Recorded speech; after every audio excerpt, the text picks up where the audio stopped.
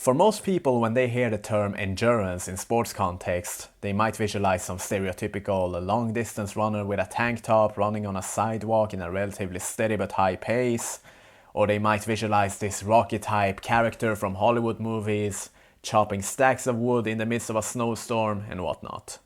But as we're gonna go through in this video, there is more to endurance than simply doing long-distance running and steady-state endurance training. And like most other areas in life, sports performance not being an exception to this rule, we always tend to see things in black and white terms. We often ignore the interconnectedness between all factors, the gray zone between things. We tend to ignore the bigger picture. For example, if one wants to develop endurance, you simply say, okay, do more cardio. Runners, they can run for hours on end. You should train like a runner if you want endurance. If you wanna become stronger for a specific sport, a specific discipline, you say, okay, just lift heavy, do more deadlifts, do more back squats. But have you ever contemplated on actually how those parts work together and how they contribute to the bigger picture? This will be the point of this video.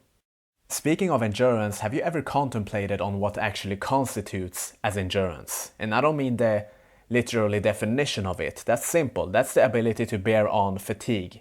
But what I rather mean is the bodily processes that happen that leads you into having improved endurance. One misconception that happens all the time is that they equate endurance to cardio. Now, cardio is an abbreviation of cardiovascular, which describes the relationship between the heart and the blood vessels. You see, when the heart pumps, it sends oxygen to the corresponding musculature, and they perform the work through what's known as the aerobic system. This is part of your aerobic metabolism, that is. However, there are more components to endurance than simply aerobic metabolism or capacity.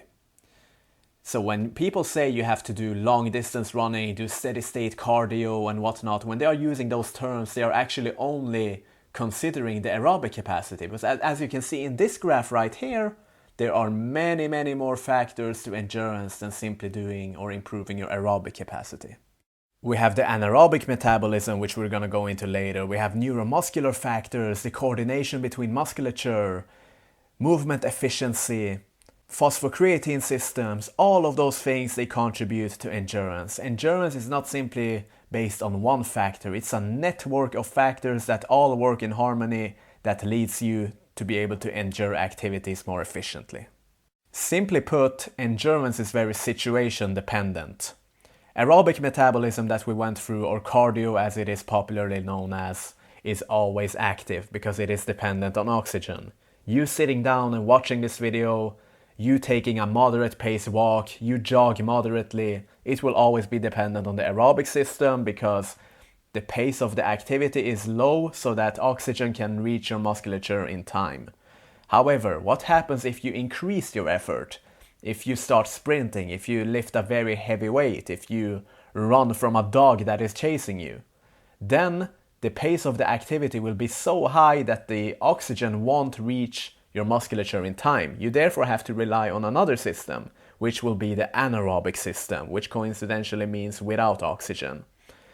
This system is much more powerful, but it doesn't last as long. For example, if you have gone all out in an activity and you get this sour feeling in your muscles, this is because of the hydrogen ions of the lactate, the byproduct that is of the anaerobic system. They are released into the blood. We're going to go into this more later. Here is a useful little graph of the energy systems in your body.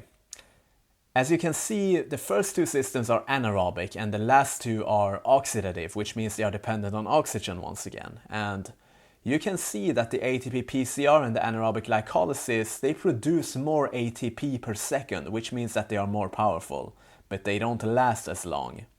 While the other two systems, they produce less ATP per second, but they last for very long. So when the task is moderate or low, you will only use the oxidative systems, of course, cardio in popular terms, because there would be no incentive to call upon your more powerful anaerobic systems. Now let's take an 800-meter sprinter as an example, which the elites can finish in under 2 minutes, which is a pretty damn good time. In the first 10 seconds, if you were to go all out, you would rely on the phosphocreatine system. So you would be the most powerful here for about 10 to 15 seconds before your creatine stores run out. then you would shift over to the anaerobic glycolytic system, which would last you roughly 40 seconds, somewhere around that. So with those two systems combined, the two anaerobic systems, you have had a powerful period of about 40 seconds to 1 minute total. After that, when those two systems are depleted, your body has no choice but to rely on the aerobic system alone, which won't make you as powerful, but you will last longer. Now, when people say cardio, when people think of endurance, steady state training, all of that, they are only emphasizing the aerobic system once again. But for an 800-meter sprinter in our case, they also need a well-developed PCR system and an anaerobic glycolytic system, which doesn't come from slow long-distance running. There is other components that needs to be added to the training program.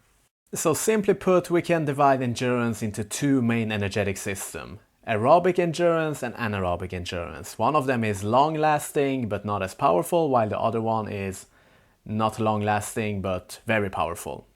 Some sports will necessitate the priority of one over the other and vice versa for another sport. For example, if you're a boxer, you have total activity times of around 3 minutes in each round. If you're a 100-meter sprinter, it's like 10 to 14 seconds in the elite levels. It depends on your sport and how much effort you exert in and in what time frame. This is what makes endurance so a little bit more tricky. It's more to that than just cardio. You have to take into consideration the effort expended in your sport. For example, a 100-meter sprinter, okay, they're just active for around 12 seconds. But for them, those 12 seconds is regarded as endurance. For a marathon runner who's running for hours and whatnot, for them that is endurance. So it is situation dependent. You have to take the time span and the effort of the sport into consideration. Another thing you have to learn to differentiate is the central nervous system fatigue with the peripheral fatigue. Any muscular activity, if it is done in high effort and long enough, you will get tired in the brain, because when you perform a muscular action, you actually recruit motor units that are sent from the spinal cord, from your brain through the spinal cord to the muscles themselves. So if you do something long enough in high effort, you will get tired in the brain. But in addition to that, you might also get tired in the musculature depending on what's performing the task. So you need to distinguish those two types of fatigue. In essence, the fatigue felt from doing squats and push-ups, they might have equal central nervous system fatigue, but the muscular fatigue will be different. So now that we know that the aerobic system is always active but it is not powerful, and now that we know the scarcity of the anaerobic systems, what would we naturally want to achieve as athletes competing in sports that require endurance, whatever that might situationally mean for you and your sport? One would obviously want to have a strong enough aerobic system so that the effort required until the anaerobic systems kick in are prolonged as much as possible, and this is known as the lactate threshold. You can see in this graph right here, the lactate, when it gets very steep, that is where we know the threshold is when it transitions over to the anaerobic systems. And we want to prolong this as much as possible by having a strong aerobic system. And when all that lactate and their subsequent hydrogen ions get released, the hydrogen ions, those are the ones that give you this sour and acidic feeling in your muscles, this heavy feeling. We would want a strong enough buffering capacity, as it is known as, to withstand all of this and be able to continue despite this. You will get this from interval training or lactate training, as it is known as, basically anaerobic endurance. And finally, we would want to have a high store of phosphocreatines to be able to use them as fuel for the most powerful ATP PCR system during all-out bursts. And this is a reason why creatine is taken as supplements for many athletes of powerful explosive sports. When you're doing all-out training, heavy strength training, weightlifting, plyometrics, basically explosive type of strength training, you are emphasizing this system. So now we have gone through the aerobic system and the anaerobic system. So there is one factor missing, as we can see in the graph right here, the neuromuscular factors. What is that? Obviously, as we went through earlier, every muscular action starts in the brain. A signal is sent from the brain that travels through your spinal cord into the corresponding musculature that performs the action itself. And the area that innervates all of this is known as a motor unit. So basically, when you perform muscular actions, you recruit those motor units. But motor units, they come in different quantities and in different sizes. Some tasks they require low effort, some tasks they require higher effort.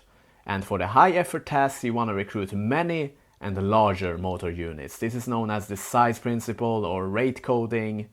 Basically, all of those are subcategories of the neuromuscular factors. To put this into practical example, let's say you have a low effort task. You're gonna lift a bag of groceries that you just bought. It's just a bunch of vegetables and bread. It doesn't weigh very heavy.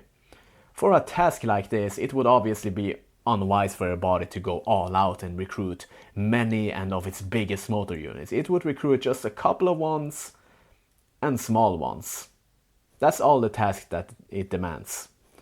In contrast to that, let's say we have a very high effort task. We're gonna go for a personal record on a deadlift, 200 kilos, 300 kilos, 600 pounds for your Americans, whatever.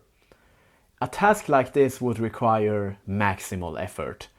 Therefore, you would have to recruit the biggest motor units you have, like everything, the small ones, the big ones, the medium ones, and as many as possible. So, you would have to activate like this mental intention. You would have to think powerfully to recruit all of those in order to complete this task. There would be incentive to recruit those, in other words. So basically, the one more improves this neuromuscular competency, in other words, your ability to recruit more motor units and put more power in each muscular action. This will add up to endurance because you will have more power behind each stride when you're running, behind each stroke when you're swimming, behind each punch that you're punching. Like, if you can pack more power in every muscular action, if you can teach your brain to produce more power with every muscular action, this will ultimately add up to endurance, especially when it comes to medium endurance or 100 meter sprinting, 200 meter sprinting. Basically, it's the more shorter the event, the more beneficial it will be. But that's for another video. Aside from motor unit recruitment and rate coding, neuromuscular factors, they include one more key component, and that is economy. What do I mean by that? Let's say you want to buy a new car. You're looking at all of the various factors that you might consider when making such a decision, such a purchase. You might look at how strong the car is, or the colors of it, the strength of the engine. But one very important factor is how much gas it burns per mileage, that is, fuel efficiency. Because a fuel efficient car will save you tons of money. You will travel for distances at a lower cost of fuel. Imagine all of the benefits this would give you. Now, what if this same concept could be applied to sports? Imagine running at a higher pace but at a lower cost of energy. Imagine engaging in a flurry during a boxing match, or you're wrestling in high pace, but you will not get nearly as fatigued as your opponent will because you are more efficient with your energy expenditure. Imagine lifting a deadlift, but it costs way less energy than it did before. All of this is entirely possible, and it is known as movement efficiency, with various synonyms depending on who's explaining it. Now, movement economy, movement efficiency, there's a lot of factors that lead to improved movement economy. It is the strength training that you do, it is the technical training that you do, it is the elasticity in your muscles, the motor unit recruitment that we talked about. It's too much to discuss in one video, but it will be a subject in future videos on how to improve all of those pieces individually. So by now we have discussed what is regarded as endurance, how it is situation dependent, the neuromuscular components behind it, aerobic and anaerobic and all of that. But there is still one very detrimental and decided component that is missing that we have not yet discussed. And that is the psychological factors. In other words, mental toughness, for example, which is one subcategory of this. What enables one individual to bear on fatigue and adversity in the first place? There is a reason why this is not included in most sports science literature. It is basically a very broad and complex question that has been the subject of psychologists and psychiatrists from Freud to Jung for many, many years, and it is still a very disordered area. Because it is very complex, that is the reason it has not been included. The question is basically, why do some people thrive under pressure while others give up? How are we even supposed to answer such a question? That is the point of it. mental toughness, personality factors, how that fits into your ability to endure and things like difficulties. Like, it is too much of a complex area for me to just simply create a graph that tells you to do this, like A to B to C kind of thing. It's not possible. The only thing I can do is to give my opinions on it, and it is a very, very complex area.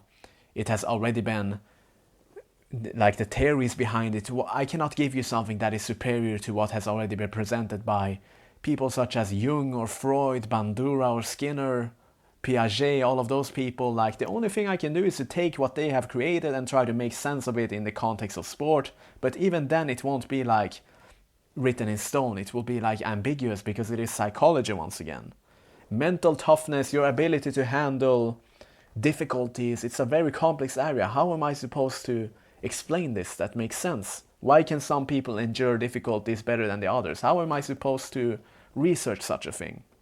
That is the point, and this is why it has not been included in most sports science literature, and this is why it's not a big topic in science in itself right now, because it is very ambiguous. But I will try to give my opinions on it in the future, but we would have to save that for another video.